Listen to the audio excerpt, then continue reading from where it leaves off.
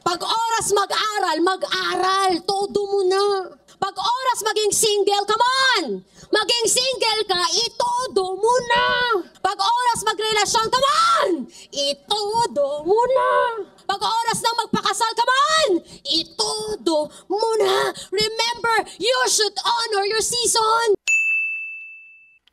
Magandang araw po sa inyong lahat. Sir JR po ng Usap-Usap University, at kung ikaw po ay baguhan, welcome po tuloy po sa ating channel.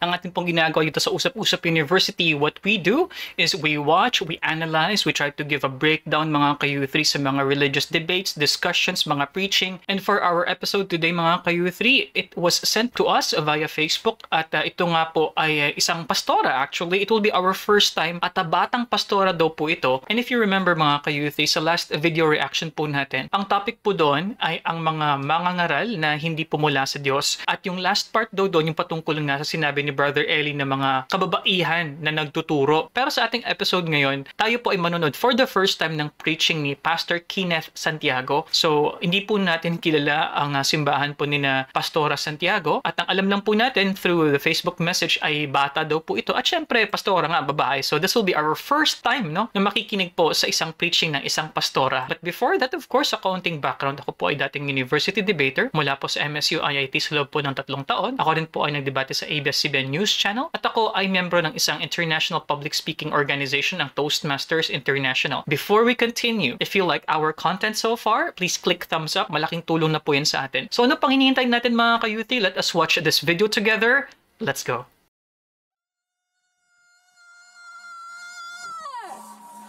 Oh, come on, I can't hear you! I can't hear you! Who among you here can feel the fire from the Lord? Sabi mo sa katabi mo, fire.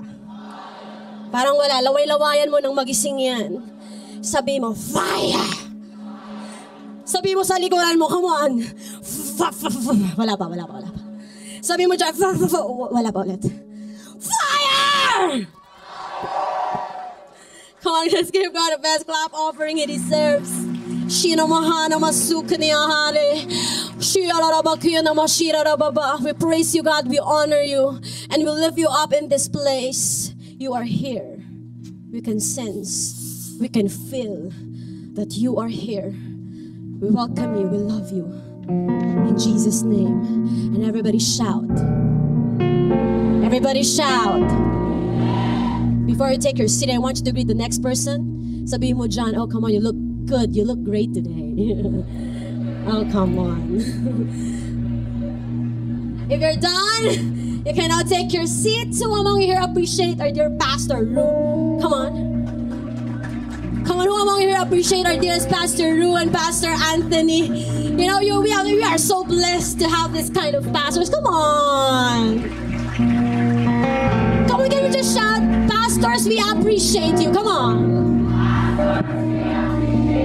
Thank you for the effort. Thank you for coming up with this kind of conference. We honor you so much, pastors. How about honoring Pastora Jezreel for that powerful word? And Pastor Jordan, nag-basketball na siya, umuwi na po siya. But then, come on, let's give God a best clap offering for these pastors. And later, Pastor CJ, will give us a powerful word. Hallelujah. Come on, one more time, let's clap our hands for Jesus. Let's start. I'm Pastora Kenneth. You can call me Ate Ganda. Minsan lang yan, hawak ko yung mic. Hindi nyo hawak. Let's get started. Are you ready? Sayang naman yung t-shirt ko. Pwede ko bang pabasa sa inyo? Go. Nakasan nyo naman. Alagad ng pag-ibig. Sino itong mga alagad ng pag-ibig? Oh! Sayang ang effort ko. Papabasa ko sa inyo. Alagad ng pag-ibig. Ngayong hapon na ito, mai-in-love tayo. Ngayong hapon na ito, mararamdaman natin ang pagtibok muli ng ating mga puso. Sino ito gusto muli maramdaman ang pagtibok ng kanyang puso? Pag kung titignan yung katabi mo, baka ma-fall ka dyan. Wag. Question wildfire. Let's get started. Naranasan mo na bang mawalan? Mawala ng ano? Ooh! Yung dugot pawis, nagtrabaho kang maigi for how many months? Tapos nakaipon ka naman. Tapos pinless mo yung sarili mo at bumili ka ng iPhone 7. Diba? Enjoy na enjoy ka. Halos hindi ka nakatulog for 2 weeks kakakalikot ng telepono mo. Okay, so pasensya na po sa mga visitors po, sa mga new viewers po na nagtataka bakit kinakailangan kong i-pause. Ganun po talaga sa isang reaction video. So first impressions po, so this really is reminiscent of Hillsong, kind of the youth churches. I'm guessing na mga young people po ang audience po. Ito po sa preaching na nagaganap by Pastor Keen, Ate Ganda, ayun, Santiago. Before I heard though, ito ba yung tinatawag po niya na quote-unquote speaking in tongues? Kasi I don't know exactly why this is done. 1970s, 1980s po sa Amerika, popular na po yan. Yung shikarakanda, shanda, shanda, something like that. Hindi ko alam kung anong lengguwahe po ito. Ito po ay just ramblings lang po. What does it mean? Like, are these incantations? Are these phrases from the Bible? Sinasabi ba ito ng church leader to sound more powerful? I really don't know why they do it, honestly. Dahil hindi ko ma-identify kung anong language yon. Yes, multilingual po ako, pero hindi ako linguist. So maybe you can comment down below kung alam niyo po yung salitang yan, dahil it's kind of strange for me that it is done consciously, mga ka-youth. So as to this event, it's Wildfire. So I'm guessing para sigurong youth conference siguro ito. Early on in the preaching, she did say to the crowd to appreciate the pastors na siguro nag-preach na before. May na-mention po si Pastora Kenneth patungkol sa nakaipon and then blessing yourself. No? You blessed yourself with an iPhone. So sa mga members po ng simbahan ni Pastora Kenneth, ano po yung ibig sabihin niyo pag sinabing blessed yourself? You blessed yourself with the iPhone. So ito po ba ay euphemism? Isang paraan ng pagsabi, ng pagregalo sa sarili, you bless yourself. Please correct me if I'm wrong. Ang idea ko po kasi na nagbibigay ng blessing ang Diyos. So you could give a blessing to yourself, bibiyayaan mo ang iyong sarili. And also, I would like to know ano yung main theme niya coming into this preaching. Pinuno mo ng 1,000 selfies. Tapos biglang boom! All of a sudden, after 2 weeks, yung pinaghirapan mo, iPhone 7, bigla na lang nawala. Oh, okay. Ang sakit mawalan, tama. Yung ang saya-saya nyo pa last week. Mahal na mahal nyo ang isa't isa. Talibabad pa kayo sa telepono. Gabi-gabi. Tapos, isang gabi, 3 a.m. na, patulog na kayo, sabi mo, baba mo na. Sige na. Sabay tayo. Sabi mo naman, sige, sabay tayo ha. 1, 2, 3. Hello? Andyan ka pa? Ang saya-saya! Ang sweet-sweet nyo pa! Yung akala mo may forever! Biglang pagising mo, eto na lang ang bumulaga sa'yo. It's not me. It's you! Wala na akong pagmamahal sa'yo! Joke. Ouch! Bigla na lang nawala ang pagmamahal ninyong dalawa. Di mo katabi mo, wag mong titignan. Baka pagbintangan mo ba yan? How about the famous tagline of Angelica Panganiban to Ding Dong Dantes in their movie, One More Try? Sabi niya, ang pera natin hindi basta-bastang mauubos. Pero ang pasensya ko, come on. Come on. Parang di na noon. Come on! Boom. Yung pawala na ang pasensya ng tao sa'yo, eto malupit! Walang-wala na talagang pasensya ang tao sa'yo. Ang sakit talagang mawalan. Kanina, yung puro examples ko, puro nawalan. Sino rito nakarelate? Paano naman ngayon kung nawalan ka? Tapos biglang nahanap mo na.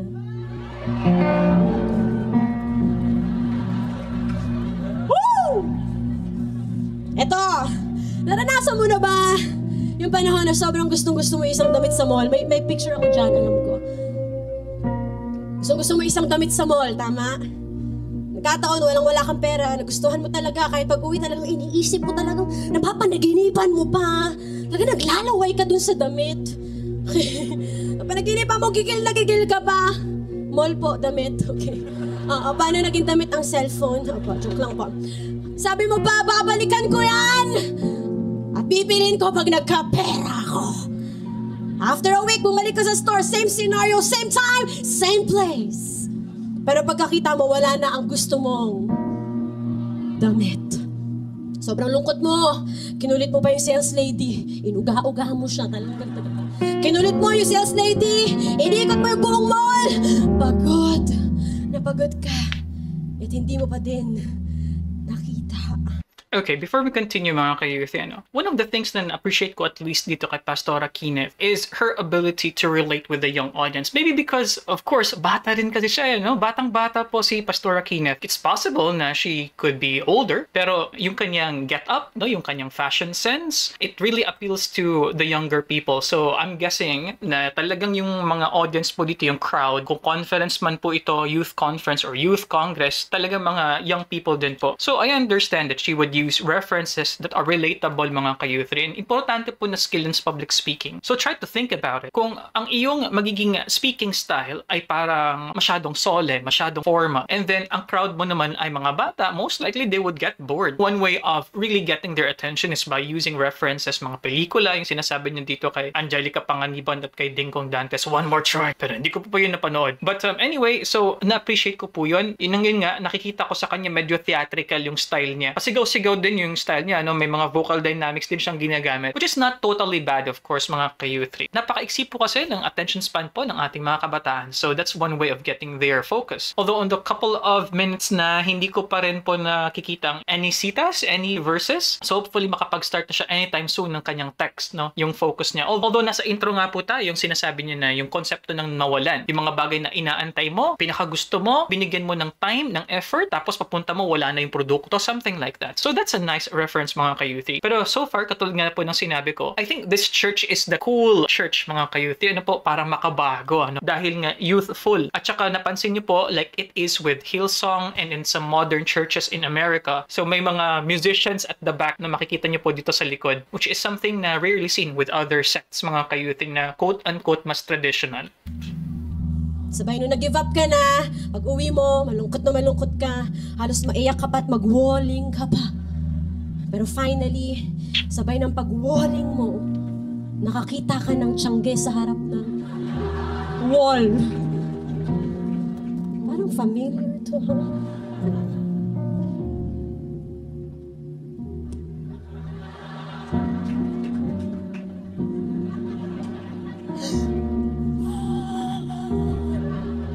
Ito yung gusto kong damit! $250 lang pala. Nakamura ka pa. Palakpakan natin mga matitipid dyan. Iba talaga pag nakita mo na yung dawan mo. Iba talaga pag finally nakuha mo na siya. Iba talaga pag finally nasabi mo, oh my goodness, he's the one. Or, oh my goodness, she's, oh my, she's the one! Katulad na lang ng kantang ito.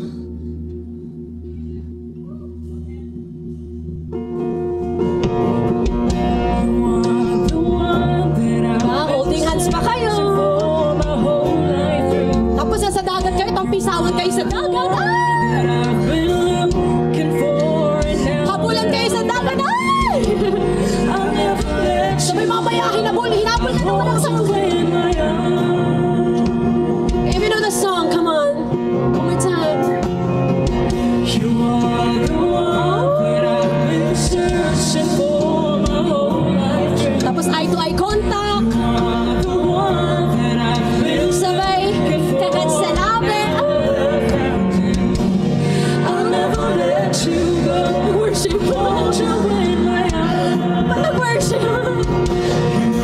Thank you so much. Palakpakan naman natin ang napaka-anointed na Wildfire Band.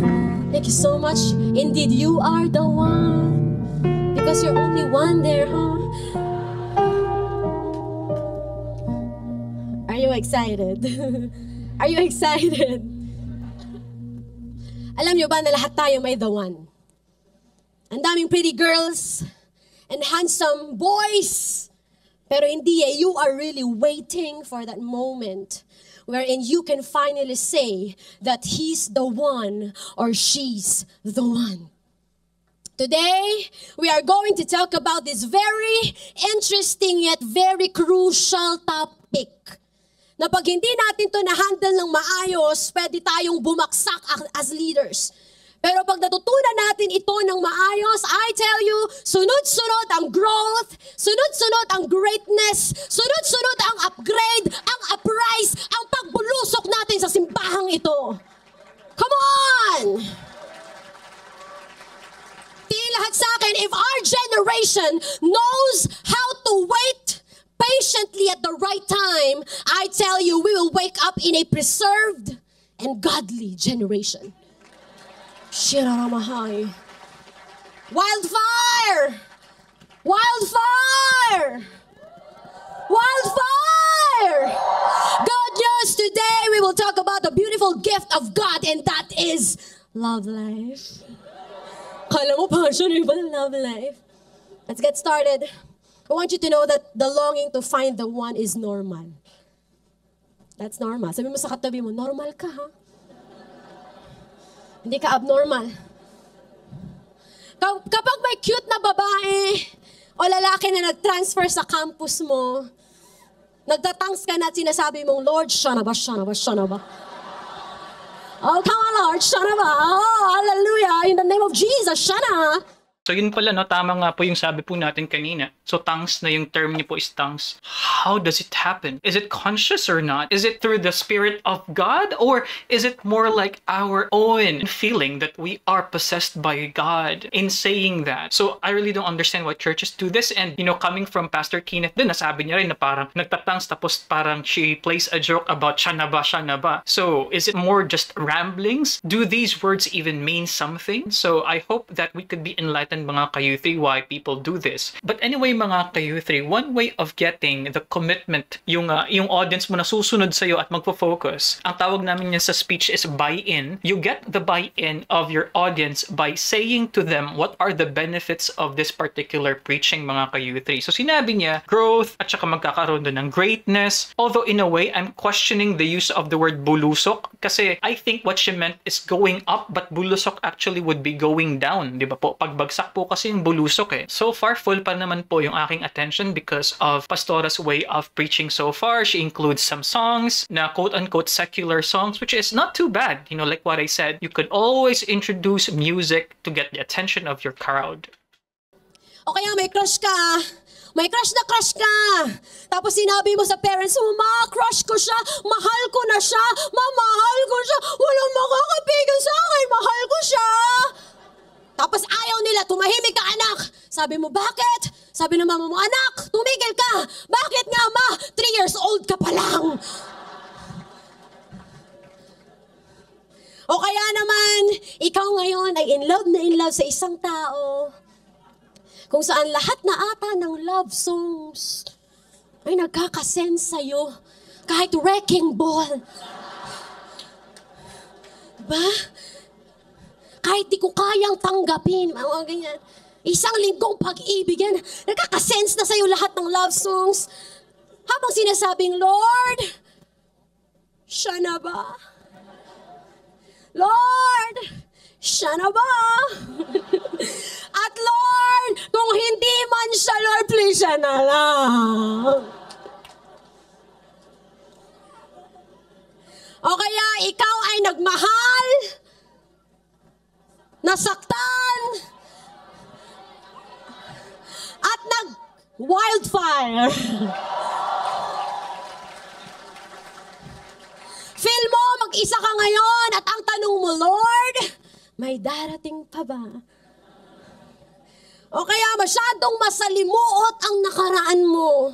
Madami kang hindi magandang pinagdaanan at ang tanong mo, Lord, deserve ko pa ba? I don't blame you. I even felt that. But the good news is this, looking for the one is normal. I I know some of you are looking for the one. Who among you here are looking for the one? Pastor Jezreel, are you looking for the one? Come on. Sino rito naghahanap ng the one niya? Taas ng kamay. O, plastic. O, taas ang kamay! Andiyan mga pastor, taas ang kamay. Hayaan nyo na. So magpakatotoo tayo ngayon. I know some of you are looking for the one. Sino rito ulit gustong malaman ang the one niya? Taas ang kamay! Huwag mong titignan ng katabi mo. Hindi yan ang the one mo. Huwag kang mag-assume. Now, I'll be direct to the point. 4 things about love today. If you're looking for the one, if you're asking me who is the one, let me tell you this. Jesus is the one.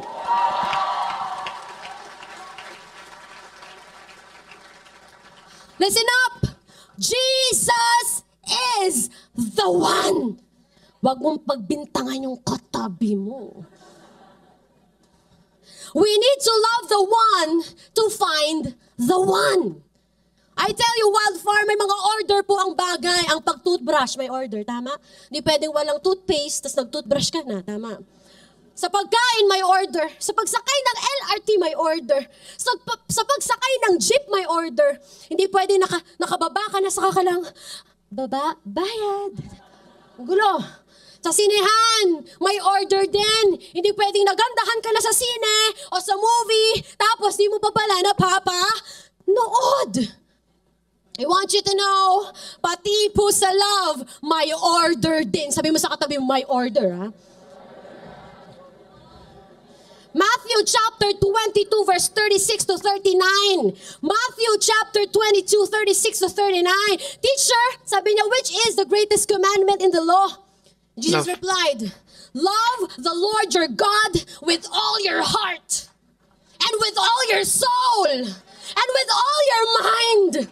And this is the first, say to me, first. This is the first and greatest commandment. And the second is like this, love your neighbor as yourself. Parang nagkakamali siya pag mga love na sa ibang tao, ha? Mismo po, Bible na po nagsabi, loving the Lord goes first. It is our first priority. Are you here? And Jesus wants to be the first in your life. Yes, He wants to be the first in your life. Tanong mo sa akin, bakit? Tanong mo, lakasan mo naman, parang pangit eh. Ano ulit?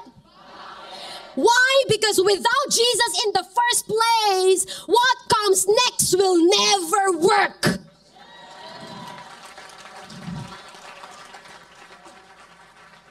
Then if you are looking for the one, desiring to meet the one, embrace this. Jesus is the one.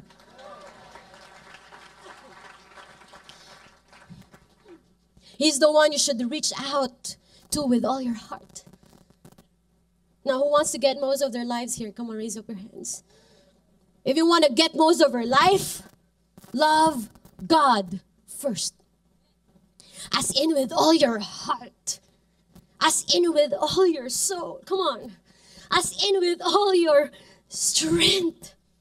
Dahil kapag nasa tamang lugar si Jesus sa buhay mo, I tell you, doon ka lang magiging successful sa pagmamahal ng iba. Kapag natuto tayong mahalin siya ng buong puso, doon na tayo matututong umibig ng tunay sa iba.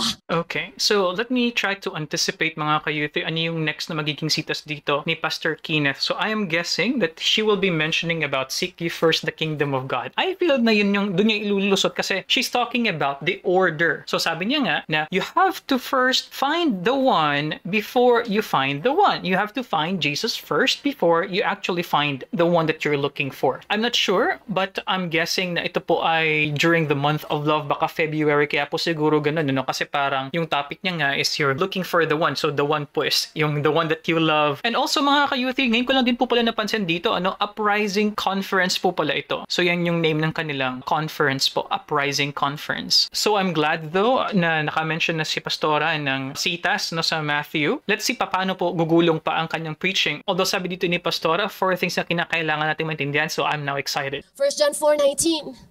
I know, you know this. 1 John 4:19. It says, come on, let's read. 1, 2, 3, go. We love only because He first loved us. And without experiencing a love relationship with God, I tell you, we can't share the same kind of love with another person. Keep Jesus as your number one priority. Come on. And it's easy to let other things take His rightful place. Matthew 6:33. Come on, let's read it together. 1, Seek ye first? 2, 3, go.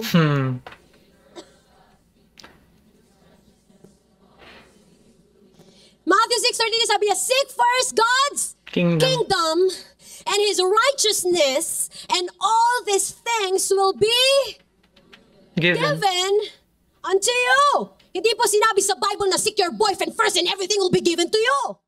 So, I'm expecting nasa duration ng preaching na ito, she will be mentioning to us, what does it mean exactly na seek ye first the kingdom of God? Does it mean na dapat mag-full-time na as church worker ang isang kabataan dahil nga yan ay pagpaprioritize kay God? Would it also mean that we have to evangelize? Or does it mean that we have to spend more time at church than we do with our studies? Kasi kung technically, kung mag-focus ka sa pag-aaral mo or mag-focus ka sa relationship mo, for example, with a boyfriend, so does that mean that you are not seeking the kingdom first?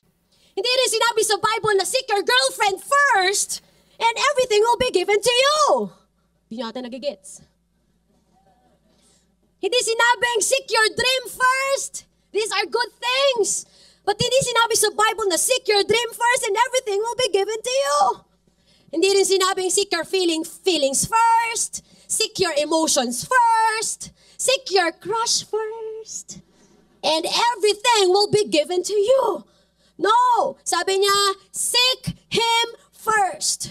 And everything will be added and will be given unto you. Sabi mo sa katabi mo, Jesus muna.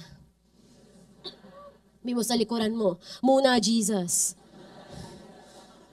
Dapat sa inyo, binabaliktad. God wants to fill your life with complete happiness.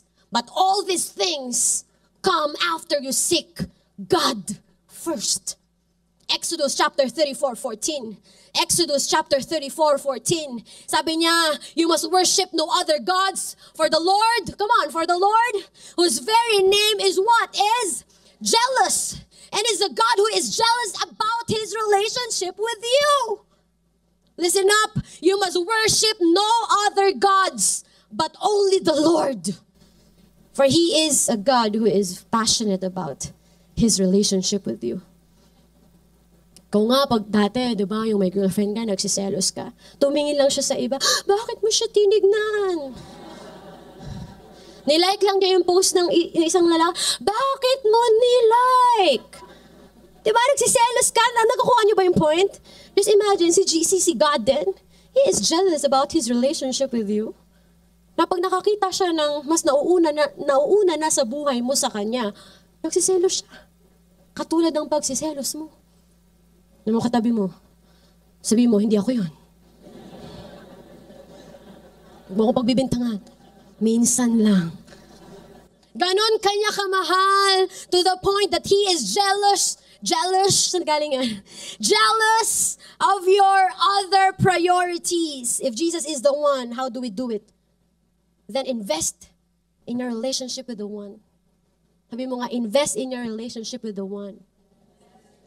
Have this season in your life wherein you are determined to date only Jesus. Sino rito parating may ka-date? Now have this season in your life now that you are determined to date only Jesus. Wow. Jesus, date tayo. Saya. Make Him your priority. Spend time with Him. Please Him. Serve Him. And enjoy getting to know Him better. Sino rito ginagawa na yan? Wala nagtaas ng kamay. Sino ginagawa yan? Very good. Ito ha. Sana bago ka mabaliw sa second one mo, mabaliw ka muna kay Jesus. Bago mo ligawan yung second one mo, ligawan mo muna si the one mo, and that is Jesus. Bago ka mag-yes sa second one mo, mag-yes ka muna. Come on, kay Jesus. Si the one muna. Bago si second one. Huwag mong pagbalik ta rin kasi malilito ka. Jesus muna. Make Him your priority. Please Him. Enjoy getting to know Him better. Spend time with Him more. Huwag puro selfie. Huwag puro Facebook. Huwag puro Dota o si Crush. You can also seek Him creatively. Sa devotion time mo, magtiri ka ng kandila. Oh. Candlelight. Oh, Lord. Sabi mo, come on, Lord, let's do it. O tapos minsan, gawa mo naman si Lord ang love letter. Be creative. Dear Jesus. Hello, folks. I love you, folks. Kuntahan mo naman siya kahit minsan wala ka sa tono. I love you, Lord. And I lift my voice. Kantahan mo siya kahit wala ka sa tono. O minsan, sayawan mo naman siya kahit wala ka sa beat. Okay, palakpak kayo. Mahal na mahal siya na Panginoon. Mahal. Hinahabol mo yung beat. Sabi ni Lord, kahit wala ka sa beat, mahal kita. Kahit wala sa timing, go lang. Number one is, what's number one? Jesus is, what's number one? Jesus is the one. Make Him your number one starting today. Palakpakan natin si Lord. Do you want more? Do you want more? Number two, if number one, Jesus is the one, then number two, let the one form you for your second one. Again, let the one, Jesus, form you for your second one, your future love. Gusto niyo bang pumalakpak? Sige, isamahan natin siya. Go, supportahan natin yan. Talagang united tayo dito. Sige, go, more, come on! Grabe, talagang nag-struck sa kanya. Talagang, samahan naman natin. Huwag naman tayo mang iwan sa kaya tayo nasasaktan eh. Kung gagawa ka ng listahan ng dream guy o dream girl mo, ano ang nasa wish list mo? Baba natin yung PowerPoint. What kind of partner are you looking for? Smart? Globe? Ay, hindi pala. Smart? Talented? Good-looking? Knows how to listen? Listen lang siya ng listen. Wala na siyang gano'n. Listen. Puro listen na lang ito. Batukan kita. Someone who will make me laugh. Yan. Oh. Okay, so far, no, konting recap lang po. So, if I'm not mistaken, 4 po ang sabihin dito ni Pastora Kenneth. Pero ang first po na na-mention niya, you have to invest in your relationship with the one. So, she is making a distinction between the first one and the second one. So, I'm guessing the second one, of course, is yun nga yung romantic mo na partner. So, sinasabi ni Pastora dito, you have to invest first with the first one. And then number 2, let the one form you for the second one. Which actually would make sense when we try to ask God to plus try to form us, try to improve and become a better version of ourselves for the other one. Of course, sure. Gets ko naman po yun na it's eskwela, it's school. Alam ko namang mag-seem na ako ay matanda na dahil dumaan din po ako sa estado na ito. Kaya po siguro in listening to this preaching, let's try to imagine kung kayo po ay medyo forgets na, mga thunder na. Ako, medyo matanda na rin po kasi ako.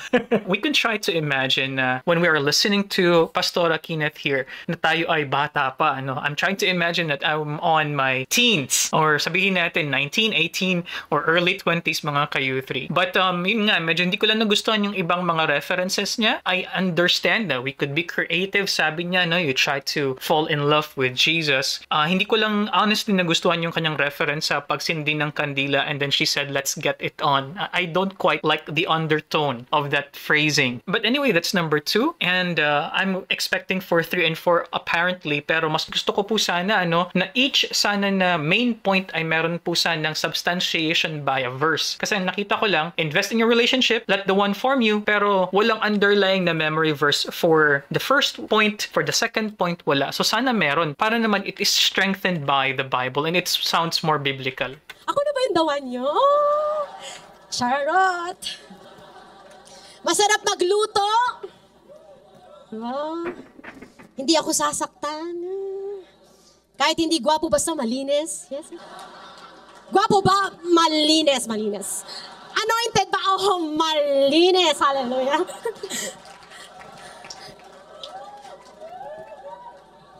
O kahit hindi malinis, basta gwapo. Diba? Basta gwapo lang, titignan mo lang yung mukha, wag na yung kuko, wag yung leg pababa, wag mong titignan. Mas medyo dim light, okay, pastor, dim light na ito kasi parating na siya. Diba? Sige, tumawa kayo mamaya, masakit ang tiyan nyo niya. Responsable. Someone who serves God with his or her all.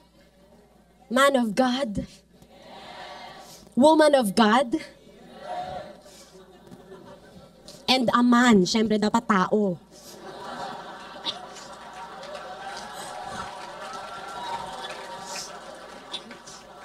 Now listen up.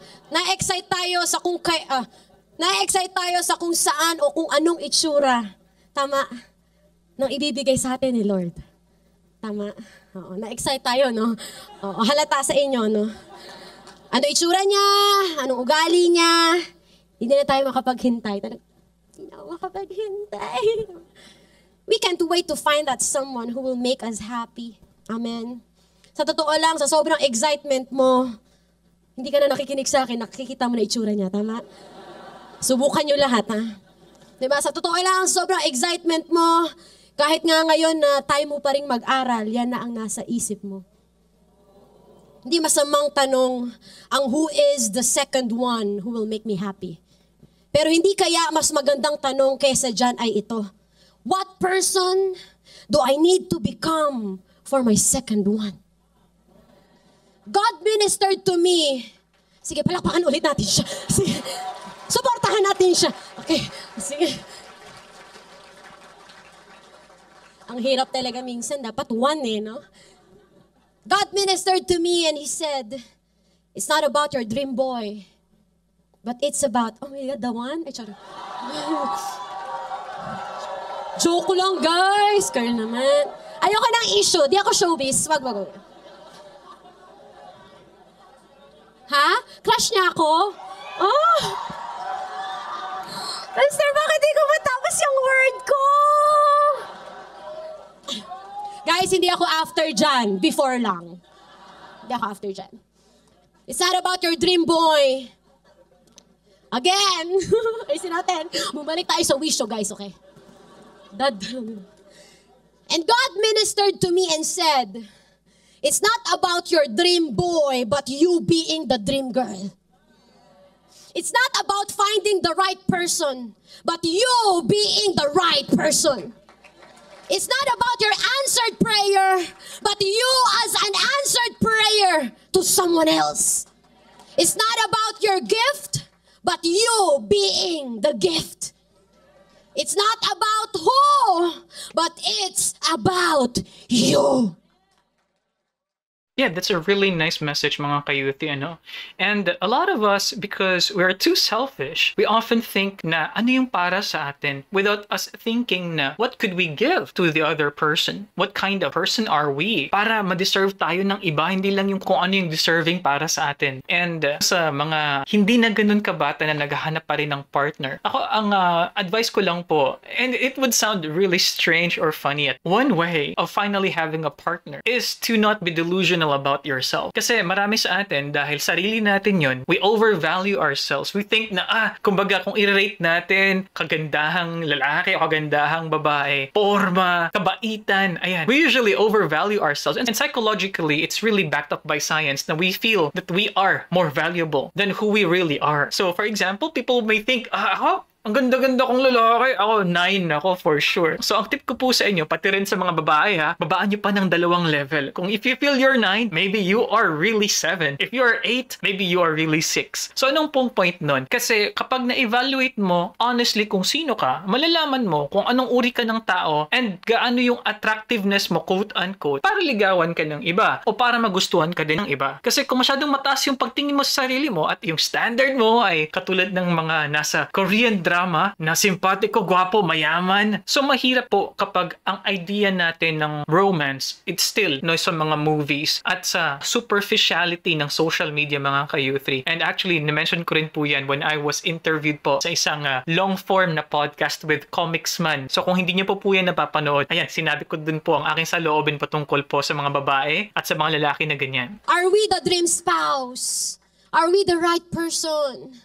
Are we the best gift to our future husband or wife? So let Jesus form you first. Liligaw ka na, hindi mo ba nga mabayaran yung pang-date mo? Diba? Sasagot ka na, diba? Tapos 3 hours ka sa dotahan. No, let Jesus form you first. Jeremiah 18:6. Jeremiah 18:6, he said, like clay in the hand of the potter, so you are in my hand. Listen up. Be formed physically, spiritually, emotionally, and financially first. Are you here? Are you here? At si Lord lang ang kayang makagawa nun. God will form you into the person as you emerge, as you throw and give yourself to Him. Are you here? He'll form you into the person He wants you to be for your second one. Habang single ka, sagarin mo ang forming. Dapat habang single ka, sagarin mo ang training. Dapat hanggang single ka, mahal na mahal mo umattend ng mga seminars, ng mga conferences, ng mga life groups, ng mga church, lahat na ng training inatinan mo na.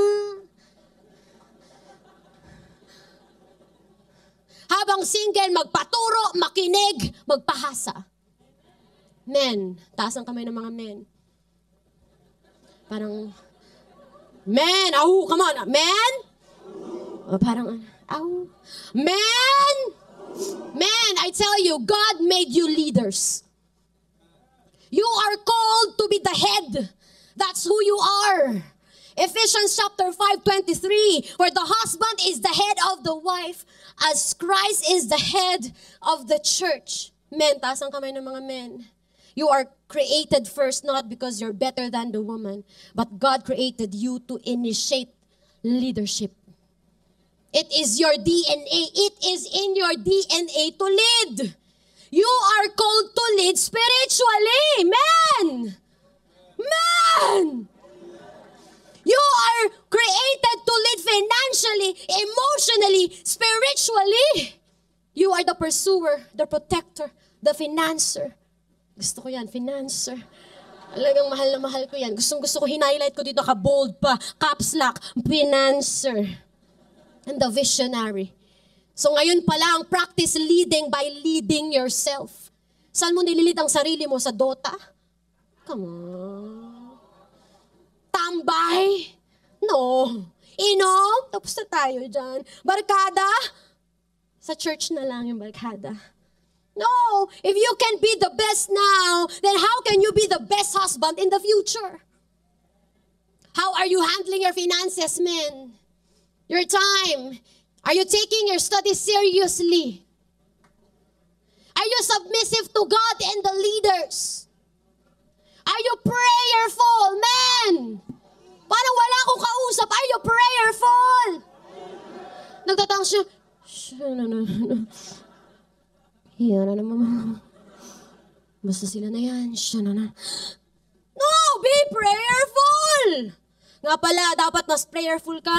Kasi ikaw, dapat ang mag-lead sa pamilya mo. Paano ka mag-lead kung hindi ka nakakarinig sa Diyos?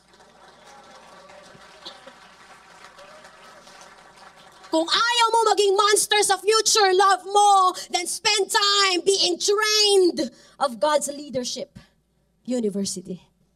The best. Be the best now so that you could lead tomorrow. Palakpakan naman natin ang mga men.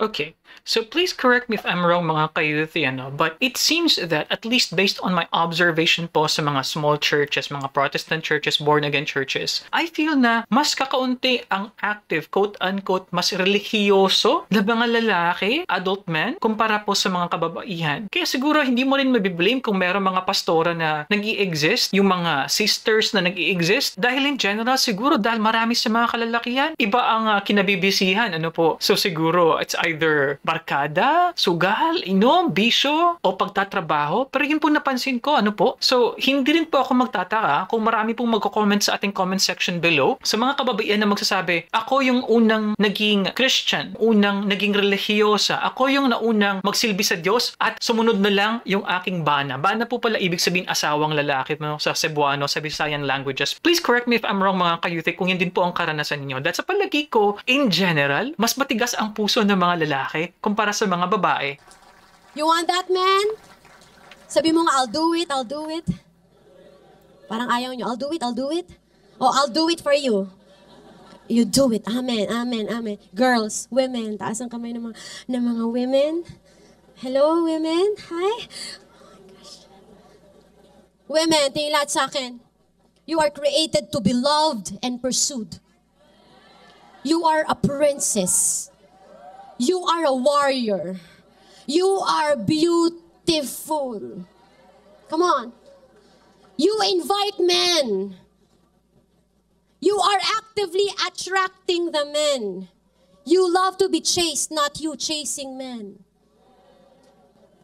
But siguro malungkot ka kasi feel mo you cannot be pursued. You're not that attractive. You're too fat. You're too short. Huwag kayong titingin sa akin. You're too thin. You're too tall. Ano ba talaga? Ano gusto mo talaga ba? You're not pretty enough to get a great guy. I tell you, those are lies. Maganda ka. Matindi ka. Unique ka. Prinsesa ka. Ilaw ka ng tahanan. Basta yun. Naubusan ako eh. Alam nyo ba, ng isang lalaking nagmamahal sa Diyos ay naghahanap ng mga babaeng mataas ang standard. Tingnan mo yung katabi mo. Pag lalaki, huwag mong tignan. Babae, syempre. Tingnan mo yung babae mong katabi. Mataas ang standard niyan. Naghahanap sila ng mga babaeng mahal si Lord. Mga men, naghahanap ba kayo ng ganito? Naghahanap sila ng mga babaeng gumaganda hindi dahil sa cream, sa lotion at makeup. Binura ko na nga actually makeup ko eh. Wow. But dahil nire-reflect nila ang gloria ng Panginoon. Sabi nila, bakit kayo si Pastora Venus, bakit nag-glow ka? Sabi ko sa kanya, glow in the dark lang to, Pastora. Sabi niya sa akin, may alam ka ba? Sabi niya lang, it's the glory of God. Sinabi mo ba? O sinabi ko lang? Ay, sinabi ko lang yun. Tinanong ko siya, ang ganda mo, nag-glow ka. And I believe in my spirit that it is the glory of God in her. Gumaganda ka, hindi dahil lang sa ina-apply mo, pero gumaganda ka dahil sa presensya ng Diyos sa buhay mo. Now, God wants you to become that woman, to become noble wife. Grabe, tignan nyo itong verse na to, Proverbs 31:25-30. Ganda nito. This is my favorite verse. Sige, basahin natin sabay-sabay mga babae. Mabilis lang, huwag yung masyadong matagal, baka matapos na yung slot ko, ha? Okay. Proverbs 31:25-30. 1, 2, 3, go! Lakas! Louder! Louder! She watches. Wow. Wow. Her children? Wow. Come on. But you surpass them. Wow. Come on. Louder. Palakpakan natin ang mga kababaihan. Sabi niya, charm is deceptive, shallow down, not genuine, doesn't build lasting relationship. Beauty is fleeting, meaning here today, gone tomorrow. But real beauty daw is when a woman fears the Lord. Taas dito ang kamay ng mga may takot sa Diyos. Maganda ka. Bakit? May takot ka sa Diyos, di ba? Taas kamay ng mga magaganda. Dapat may takot ka sa Diyos. Listen up. There is something with a woman who fears nothing but God. You don't have to be drop-dead gorgeous, sexy to be beautiful. But a woman who fears the Lord is beautiful. That's it. She spends more time in reading the Bible. She invests in prayer. She devotes her time in church. She is patient, not lazy. Her greatest asset is her love for God.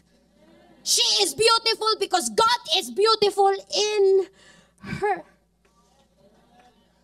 1 Peter chapter 3:3-6. Your beauty should not come with what? With outward adornments such as elaborate hairstyle and wearing of gold jewelry or fine clothes. Rather, it should be that of your inner self. The unfading beauty of a gentle and quiet spirit. Gentle, parang di ko to kaya. Mahirap. Lord God, basbasan mo ko, Lord. Gusto ko to. Pero ang hirap talaga. Bahala ka na, Lord. The unfading beauty of a gentle, hi, Pastor, and quiet spirit. Amen. Hallelujah. Let's clap our hands for Jesus. Are you ready? Are you excited? Di ko kaya. Which is of great worth in God's sight. Gentle. Sino dito mga gentle? Quiet. Sino dito mga quiet? You know, gentle and quiet spirit means what? Kahit nagkakagulo na yung paligid mo, a woman is what? Is still in peace. Diba? Kahit nagkaka-chaos na yan. You know, you are in still. You are still because you know that He is God. That makes you beautiful. Lalaking lumuluhod sa panalangin, taas ang kamay. At mga babae nagsasubmit, taas ang kamay. Mga babaeng takot sa Diyos, taas ang kamay. Hindi yung takot sa kanya yung katabi niya. Pero takot sa Diyos, taas ang kamay. That's who you are. Palakpakan natin si Lord. Number 1, Jesus is. Number 2 is, let the one form you for your second one. I'm almost done. Number 3. Enjoy single life to the fullest. Number 1, Jesus is the one. Number 2, let the one form you for your second one. And number 3, enjoy single life to the fullest. Sige, damayan natin ulit silang lahat. Mandy Hale, in her book, The Single Woman, said, singleness is one of the most exciting place to be. Oh. Sabi pa niya, it is where you can go on your own with arms free to embrace the world and all its opportunities and what possibilities. Again, she said, being single means you are brave enough to face the glorious things of the unaccompanied journey. Sino ito mga single? Taas ang kamay. Come on, sumigaw ng wow. Lakas-lakasan mo, say wow. Ano naman sabi ng Bible? 1 Corinthians 7:32. An unmarried man is concerned about the Lord's affairs, how he can please the Lord. But a married man is concerned about the affairs of this world. How he can please his wife. Of course, God as well. But his interests are divided. We all know that marriage is a gift, tama? We all know. It is very rewarding. Gustong-gusto natin yan. It is God's will actually. And we all love it. But listen up, Wildfire. If you want to enjoy your married life in the future, you gotta enjoy your single life first. Again, if you want to enjoy your married life in the future, you gotta enjoy your single life first. Why? Tanong mo sa akin, bakit? Sabi ng verse, hindi pa ganun ka-divided ang priorities mo. Meaning, less priorities, you can go wherever you want. You can be friends with everyone. You can do your calling and purpose like crazy. Tignan mo to, ha? Ito ang buhay mo. And half of your life, you're gonna spend it to the one you love, right? And just imagine, tapos yung half pa ba ng buhay mo, isi-spend mo pa sa relationship? Are you here? Are you here? Youth, honor your season. Honor each season. Hindi yung binabaliktad mo yung season mo. Kung kailan dapat nag-aaral ka, nanganganak ka, huwag mong baliktarin. No! Kung kailan naman dapat nag-aasawa ka, nagbubulakbul ka? No! Sabi mo sa katabi mo, no! Huwag mong baliktarin ang season mo! Honor your season! This is a really nice point na sinasabi dito ni Pastor Kenneth. Sa ating buhay, ang pinaka-importanting journey is knowing really who you are and also what your strengths and weaknesses are, what are your passions. But of course, setting a direction for yourself and meeting those milestones along the way. So, magandang sinasabi dito ni Pastora na kinakailangan mong i-honor yung seasons. Kumbaga, there's a time for something. There's a time for this. There's a time for this too. So, mag-ingat na nakokontra mo yung right order ng course ng iyong buhay. So, sinabi niya nga, kung ikaw ay nag-aaral, hindi yan panahon para mabuntis. Kung ikaw ay may pamilya, hindi yan panahon para magbulakol. So, napakaganda po ng mensahe. Very practical po yung advice mga ka-youth. With the knowledge of the different seasons in your life, when do you transition? Pagkatapos ng season na ito, how will you know na kinakailangan mo ng tumawid sa kabila? Kasi for example, when we talk about, yes, enjoy your single blessedness, hanggang kailan ka magiging single? Kung ikaw yung babae, kung ikaw yung lalaki, hanggang kailan? Ano sa palagay mo ang tamang edad na kung saan kinakailangan mo na mag-pursue? Anong edad na hindi mo pa dapat i-pursue ang pagkakaroon ng isang romantic relationship? And I'm mentioning this lalong-lalo na po sa mga young people. You have to be more smart with your decisions and also, kinakailangan nyo rin ng tamang timing. Dahil sa totoo lamang po, lalong-lalo na sa mga kababaihan, meron po kayong biological clock. At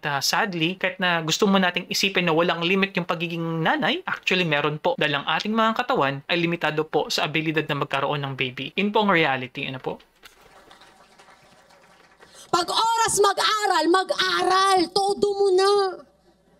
Pag oras maging single, come on!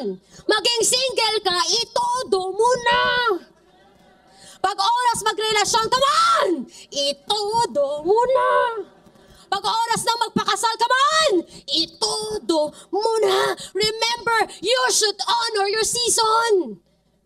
You cannot go all the way in your married life if you did not went all the way with your single life. Sana po umabot sa point na tapos ka na mag-aral. You have a stable job. You're committed to a life group in church. May word ka na ni Lord. Kakahingal pala mag-preach dito, no? Tapos super enjoy mo na yung single life mo. Then, saka ka magrelasyon. Youth! With all my heart, minsan ka na lang magiging single. Seize the moment. Again, youth, minsan ka na lang magiging single. Seize the moment. Enjoy your singleness. Ito po ang sarap sabihin ito. In your behalf. Hi everyone, pag nagpapakilala ka, no? I'm Kenneth Santiago. I graduated with a degree of AV Communications in St. Paul University. I'm a teacher, segment host, pastor, disciple maker. Just imagine, I'm 25 years old, but I'm single. I can go wherever I want to go. I can preach anywhere with the opportunity to preach. I can be friends with everybody. I can go out and have some me time. Puro me time na lang ba? Walang us time. I'm happily doing my purpose and I'm enjoying my single life to the fullest. Di ba po ang sarap sabihin? Di ba po ang sarap sabihin na na-enjoy mo muna ang single life mo bago ka pumasok sa relasyon? Actually, me, I can enter a relationship anytime. But because I'm seriously enjoying my season, my single life with the Lord, I won't trade this to anything else. So, Hindi ko po alam kung ano pong year na shoot itong video na ito, and Pastora Kenneth said that she's 25. Pero I am not sure if she has now a husband. If she does, good for her. I think there must be a very heavy burden and pressure na para sa isang pastora na naglilid ng congregation na magkaroon ng relationship or mag-asawa. I just feel that way. The congregation will be watching your every move. Bakit yun ang pinili niya? Diba sabi niya ganito? Diba dapat kinakailangan ganitong standard? Hindi lamang po ito kay Pastora Kenneth, but also for other leaders, lalong-lalo na yung mga kilala na workers being single pa that time na magkakaroon ng relationship. Ganun din sa mga pastor, malamang, as it is with pastors' kids. So yung pressure naman ng isang anak ng pastor, ay naku mga ka-U3, ibang klase rin po, napakahirap din. Sure po ako yun dahil makakilala po akong anak po ng mga pastor, and people are always thinking na yung children ng pastor should be almost perfect because they are the reflection of their pastor parents, mga ka-U3. But soon, yeah, why not? Pero kasi, ang sarap maging single. Sabi mo sa katabi mo, ang sarap maging single. Sabi mo sa likuran mo, ang sarap maging single. Minsan ka na lang magiging single! Someone shout, seize the moment. Come on, again. Minsan ka na lang magiging single. Come on! Minsan ka na lang magiging single! Minsan ka na lang magiging single! Seize the moment. Minsan ka na lang magiging single, you have to enjoy every bit. Minsan ka na lang magiging single, I tell you, i-enjoy mo na yan. Enjoy your single life today. Enjoy marriage life tomorrow. Soon, syempre. Soon yun. Young people, you don't have all the time in the world. Sabi niya sa Ecclesiastes 12:1, remember your Creator in the days of your youth, because the days are trouble come and the years approach when you will say, I find no pleasure in them. I tell you, young people, you don't have all the time in the world. You'll be married forever, but not single forever. Enjoy singleness today. Sabi sa Psalm 90:12, teach us to number our days that we may gain a heart of wisdom. Imagine this. Let us number our days. When you're single, let's say 8 times to spend Christmas with your family. 8 times na lang, no? And then 8 summer vacations. Na nagtatampiso ka sa dagat na mag-isa, di ba? 8 times na lang. And then 8 years to be formed and to be ready for the outside world. 8 years to be able to serve God as a single man or woman. And then 8 years tayong available, malakas, nakakatakbo, kakasigaw, nakakapunta kung saan na wala kang inaalalang anak. You have a time frame. Make your single life count. What's the best thing to do while young? Remember your Creator. Serve Him. Give your life to Him at this season. Question, do you want a life with no regrets? Taas ang kamay. Do you want a life with no regrets? Serve Him while young. Serve Him while single. God wants us to live a life with no regrets. Walang regrets kapag binuhos mo lahat kay Lord habang bata ka. Preserve yourself for your second one. Let Jesus form you first. Enjoy your single life starting today. Palakpakin natin si Lord. We will all stand up. Come on, we will all stand up. And I want you to, just grab 3 people. Grab talaga, no? I want you to, groom around. Sabi mo sa katabi mo, oh, come on. Enjoy your season. Come on, come on, enjoy your single life.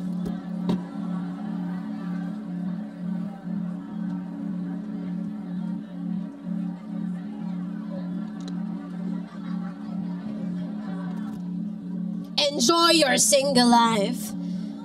I'm done. Number 1, Jesus is the one. Number 2, let the one form you for your, very good. Number 3, enjoy single life to the fullest. Number 4 and the last, stay on your position. Number 4 and the last, wait and let the one bring you to your second one. Wait and let the one bring you to your second one. I remember the story of Adam and Eve. Hindi si Adam ang naghanap or hindi pinagpilitan ni Eve ang sarili niya kay Adam. But God Himself brought the woman to the man. God Himself brought Eve to Adam. Wildfire, wait and let Him do the honor. Wait and let God, the love of her life, the person who will marry you and accompany you for the rest of your life. Pag si Lord ang namili para sa iyo, I tell you, that will be the best.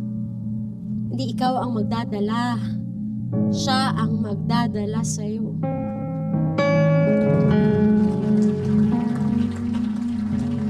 Wait for the right time. As you enjoy your time with God, wait, chill ka lang. Hindi ka mauubusan. Wait, chill ka lang. Mag-pray ka lang. Hintay ka lang.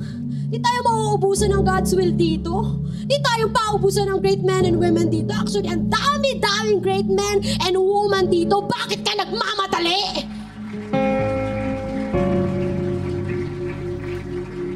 Wait for the right time. As you enjoy your time with God, huwag mong madaliin, please lang. Dahil halos lahat po ng nagmamadali, nagkakamali. I agree. Lahat ng nagmamadali, nagkakamali. Mas masarap ang pain of discipline kaysa pain of regret. I tell you, si Lord mismo ang tatrabaho para sa'yo. Huwag mong pangunahan si the one sa sekunduhan mo. He knows the best for you. Wait and let God bring you to your second one.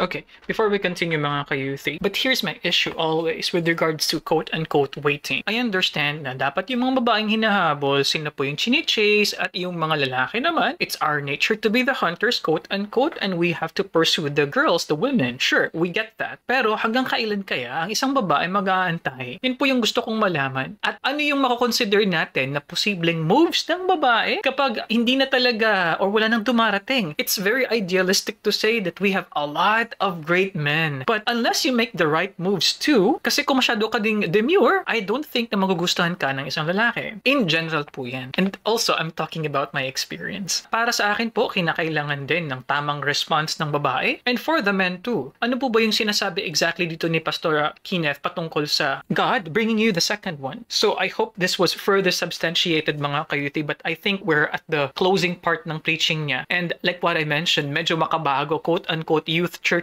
na style po kasi talaga to, na kung saan meron pong musicians at the back, and then I'm guessing they would play same chord progression over and over as the pastor will be quote-unquote a bit more emotional or loud, kasi parang ano yun parang parte ng chanting kumbaga, with the background music that would grow louder and louder.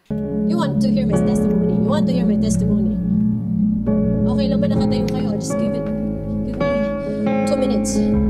I live a normal life. I want to share my testimony before we end. But let God minister to you right now. May masaya akong pamilya. Both of my parents are pastors. May masayang mga kaibigan. But back when I was in a campus, madalas akong tawaging campus crush. Yung typical gusto ng isang youth. Mahilig akong sumali sa sikat na grupo sa campus noon para makilala. And marami din akong ginawang eksena para mas makilala. Naranasan ko makipag-away sa quadrangle habang maraming nanonood. Makipagburahan sa lola ng kaaway kong lower batch. Makipagsuguran sa classroom ng higher batches. At tumambay sa guidance office halos araw-araw dahil sa mga offense na nagawa ko. Kaya niyo yun? Dahil sa kagustuhan kong maging sikat, naghanap ako ng pagmamahal sa tao. Kukuha ka na rin ng tao, syempre, gwapo na. Matangkad, basketball player, MVP na ng campus, tama. Syempre, pipili ka dapat sikat na. After nun, nakilala akong campus girlfriend. Kasi ang daming nag-claim na naging girlfriend daw nila ako. Kahit hindi naman. Lahat ng mga babae galit na galit sa akin. Akala ko noon yun ang buhay teenager, buhay youth. Pero totoo pala ang salitang sa relasyon, madaling makapasok, pero pag nakapasok ka na, mahirap nang makalabas. I was first year high school then when I encountered this third year basketball player ng campus. In love ako sa kanya ng sobra. Bata eh. Disregarding the fact that I am just the other woman. Yes, habang girlfriend niya ako, may girlfriend siyang iba at siya ang legal. Nagkagulo buong campus dahil yung ultimate secret ko na bunyag. Shame on me. I thought he was the one. I thought he was my hero. He promised to love me forever. Ang hindi ko alam, hindi lang pala kaming dalawa sa puso niya. 3 at 4 pa. Galit na galit ako noon. And after that day, naging man-hater ako. Lumipat ako ng school, sobrang bitter ko na gusto kong maghigante. I tried na rin mag 2-time kasi gusto kong maghigante. I tried everything to be whole again, but I was so broken that time. I rebelled to my parents, nababayaan ko din ang pag-aaral ko kasi lumiit ang tingin ko sa sarili ko. Sabi ko kay Lord, Lord, ito na ba ang buhay? Lord, ito na ba yung dating campus crush ngayon totally crushed? Okay, before we continue mga ka-youthy, good thing na she was able to mention here na PK pala siya, na pastor's kid. So yun po yung sinabi ko po sa inyo, di ba po? Na mahirap din po kasi iba din po yung pressure sa mga anak ng pastor. Dahil katulad po ng sinabi ko, they should be model children. And for a child, for a teenager, what do they know? Kaya po sinasabi dito ni Pastora, and I appreciate her for sharing her story here sa crowd. Sometimes po kasi pag napakita po tayo ng mga experiences natin, mga vulnerabilities natin, mas na-appreciate ng mga tao yun. And we sound more relatable. Lord, ito na ba yung dating head turner ngayon, turned hurt? Huminga ako ng malalim at sinabi ko kay Lord, Lord, this time, maghihintay ako. Lord, this time, maghihintay ako. Magkamatayan man, paglalaban ko ang future family ko, paglalaban ko ang puso ko, maghihintay ako sa tamang panahon. I encountered God and I was never the same. Sabi, sa Kanya ko lang naranasan hindi masaktan. Sa Kanya ko lang naranasan maging masaya. Sa Kanya ko lang naranasan mahalin ng buo. Amen. Si Lord yun, totoo ngang He's the one. Amen. After my encounter, I decided to wait at the right time while serving God. God promoted me in so many ways. After noon, alam mo ba nangyari? Alam mo sa akin, naatik ako sa pag-share ng gospel sa iba't ibang campus. Umabot sa point na kahit recitation sa school, nagpipreach ako. Umabot din sa point na kahit pare yung nagpipreach sa retreat namin, tumatayo ako at nagpipreach. Umabot din sa point na kahit bawal mag-start ng life group sa school ko noon kasi Catholic school yon. I tell you, I graduated with a life group. Yung summa cum laude namin na-win ko. Praise God. Nag-adik ako mag-preach at nung nag-decide ako maghintay, nawalan ako ng kaaway, nagpatawad ako, naging buo ako muli, and God helped me to focus on my studies. And because of that, I graduated with an award of Best Thesis sa buong college. Praise God. Praise God. Marami nag-try manligaw noon pero natuto ko mag-no. Because I know my very first love and priority. That is Jesus.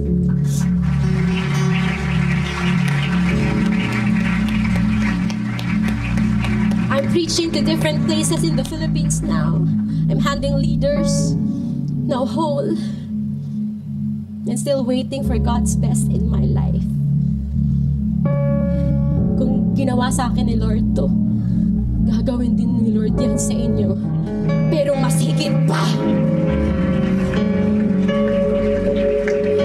Mas higit pa. Mas higit pa. I want you to close close your eyes right now. Come on, let's speak in tongues. Come on, speak in tongues. Come on, speak in tongues right now. Okay, dyan po tayo nagtatapos mga kayuti sa ating episode ngayon. Oh, ano po masasabi niyo dito? So this was the first time that we listened to a female pastor mga kayuti. So this is actually, I don't know what church this is from, but ang pangalan po ng pastora ay si Pastora Kenneth Santiago. And parang ito po ay isang conference po. So sa kanila pong conference, I'm guessing na ang crowd po talaga dito ay mga young people. So I tried my best to at least listen with the thoughts of being a young person. Dahil na-miss ko rin po yan dahil kabataan ko, I surely could relate sa mga examples po na binibigay dito ni Pastora. And also, of course, with her stories about romance and love. Dahil sa mga panahon po na yan, syempre tayo po bilang kabataan, ayan, mga quote-unquote mapusok, very excited to see our crushes, ayan, mga teenage na pag-iisip. But then again, I also gave my insights, of course, being a person na actually mag-35 na po ako. This May 26th. Malapit na po. Kaya, minsan napapaisip din po ako dahil napakabilis po talaga ng panahon. Pero ganun pa man, I have to give my insights on this preaching, based on my actual na experiences din po. Ang isa po syempre sa na-notice ko early on, po sa preaching po ni Pastor Santiago dito, yung pag-use niya ng quote-unquote tongues, that kinda surprised me dahil I'm really not used to that. Of course, I have heard that from others. Katulad nga po ng sinabi ko, this is not something new in the Philippines. Matagal na po yung ginagawa sa Amerika. 70s, 80s yung mga pastor, ganun din po. Pero I'm very curious how that is done. Is that another actual language, or is it more like just letting your tongue do those sounds? So I'm very curious why we have that. If I speak in tongues, does it mean that God is with me? Is it a manifestation of the level of spirituality that I have? So yun po yung mga questions ko patungkol po dyan dahil nga po narinig ko na rin po yun mula po sa ibang pastor. But anyway, hindi ko na po mauulit yung lahat po ng mga points ko na na-mention po sa kalagitnaan po ng video dahil medyo marami-rami din po yun. But I really hope that you were with me. I think some of the tips of Pastora Santiago were really practical. I like that. Agree din po ako na kinakailangan mong unahin yung sarili mo before mo isipin yung mga deserving at standard mo na mataas. For someone, you also have to set a high standard for yourself, mga ka-U3. And nagustuhan ko naman yung overall na idea na we have to wait for young people. You should know your season. Maganda din po yung mensahe na yun, mga ka-U3. But anyway, that ends our video reaction for today. Ano pong masasabi nyo overall po sa reaction na ito? And if you like these kinds of contents, mga ka-U3, mga religious discussions po na tinatakel natin, pinag-uusapan natin, bini-breakdown, please consider subscribing here. Click that. And also, you may watch this video here and also this playlist here. Marami po tayo mga videos dito sa Usap-Usap University. You can share this video with your friends. At maraming salamat po sa panonood. I'll see you guys next time. Peace. Bye-bye.